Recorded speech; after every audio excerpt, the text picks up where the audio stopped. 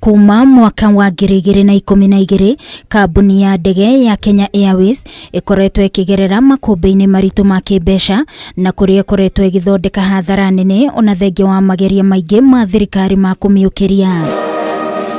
Kuringana na murugamiriri munene wa kambuni ino Alan Kilavuka, kambuni ino iri gacira-ini ga gucokereria kuona ni yarire mitaratara miega, imwe yayo ari gutigana na imwe cia ndege iria makoragwo nacio niguo kunyihia garama. The reforms that we are currently undertaking so that we can get back to profitability by 2024. Remember, this was also the view of the president, that he would like the airline to reform and not to be reliant on the taxpayer. Financial position has not improved to date. Well, it has improved, but it's not sufficient to fund that specific provident fund. Kilavuka akiuga kambuni ya Kenya Airways irongoreirie kunyihia mihuthirire yayo ya mbeca na gicunji gia 10% guku akiuga ni mathiete igoti-ini na makaheo irua ria kurugamia mugomo wa atwarithia ndege uria maheanite notithi ni megutabania wona mendekithia mao maga gukinyanirio. The cost of leasing and the overall cost of operating to come down by 10%. Why? So that it can be below its peers in the market. The airline, as the airline continues to grow, we will not need more people.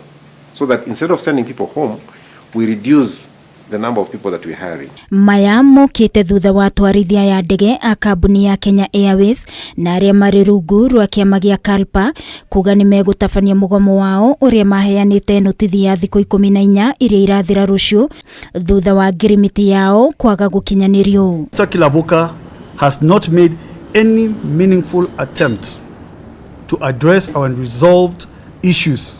The KQ management acted in bad faith, unilaterally closed the fund without Kalpa's knowledge or involvement,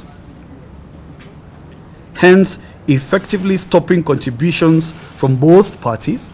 Kalpa yugite urugamiriri muru wa Kenya Airways niguo kihumo kinene kia mathina maria magumeire kambuni ino na gucogereria gukorwo igithia hathara miaka yothe. We believe this is a direct result of the gross incompetence of Kenya Airways leadership and the dubious business strategies they have perennially employed.